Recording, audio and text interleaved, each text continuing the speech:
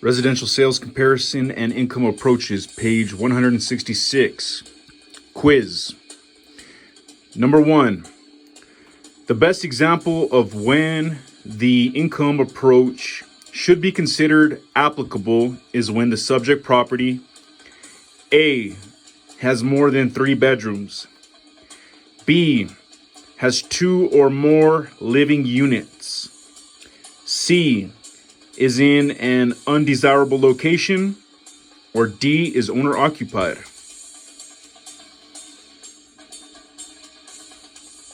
The answer is B. It has to have 2 or more living units.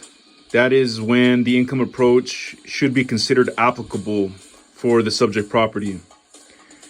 Number 2, if the client requests the income approach be developed and presented in the appraisal assignment and the appraiser accepts the assignment, the appraiser A can choose whether or not to do so. B cannot accept requests for specific approaches in an assignment.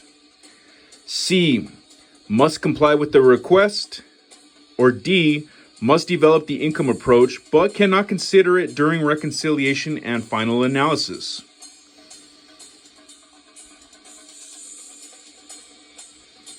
The answer is C, must comply with the request.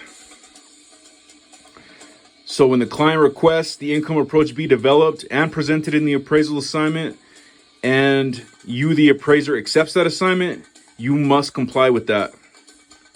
Number 3, the income producing characteristic or potential may reveal itself A, during the property inspection, B, in reconciliation, C, in the final analysis, or D, while writing the report.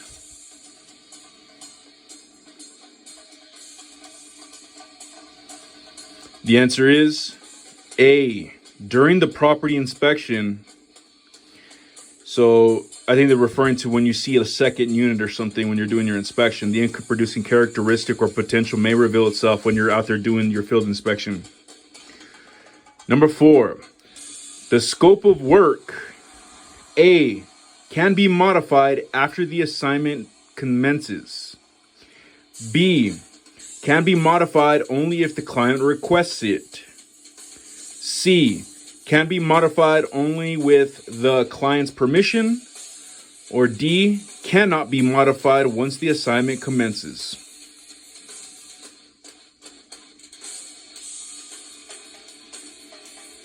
The answer is A. The scope of work can be modified after the assignment commences. Number 5, the blank is the landlord's ownership interest in the property, and the blank represents the temporary right of the tenant to possession without title.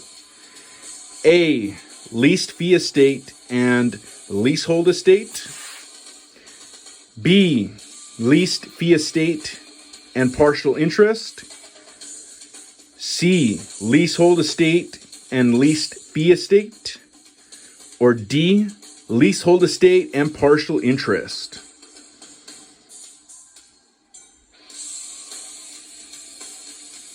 The answer is A, leased fee estate and leasehold estate.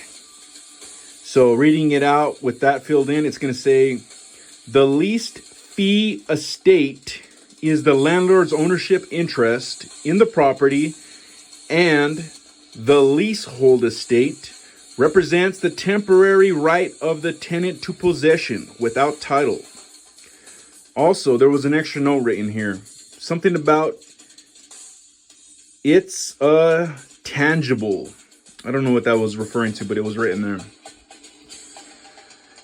Number 6, what type of lease requires rental payments be made at regular intervals, but allows for the payment amount to change based on changes in market rent? A, annual increase lease. B, percentage lease. C, reevaluation lease. or D, variable lease?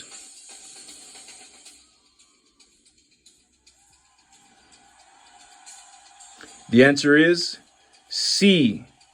That's a re-evaluation lease.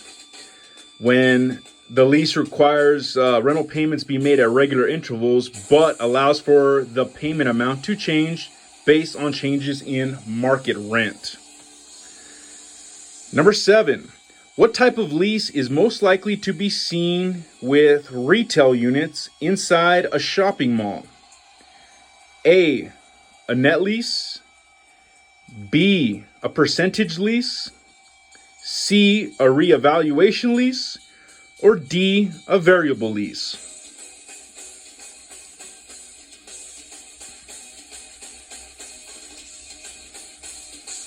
The answer is B, a percentage lease. That's the type of lease that is most likely to be seen with retail units inside shopping malls in today's America. Number 8, Ashley pays $900 a month for her 2-bedroom apartment.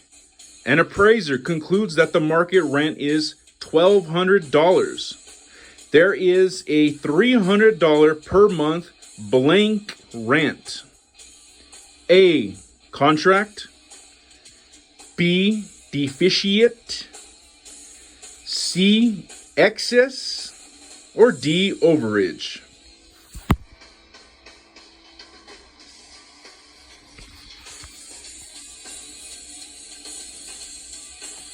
The answer is B, deficient.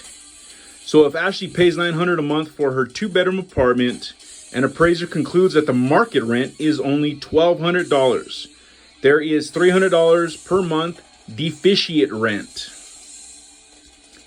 Number 9, the potential gross income less vacancy and collection losses is the A, effective gross income, EGI. B, gross rent multiplier, GRM. C, net operating income, NOI. Or D, potential gross income, PGI.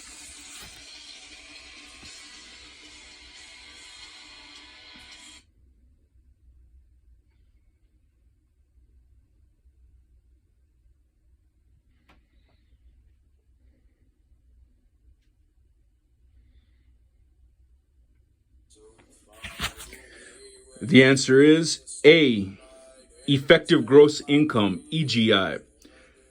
The potential gross income less vacancy and collection losses equals the effective gross income, EGI.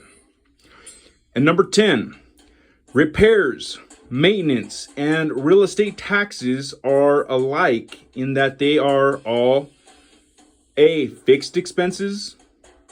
B, operating expenses. C, reserves for replacement. Or D, variable expenses.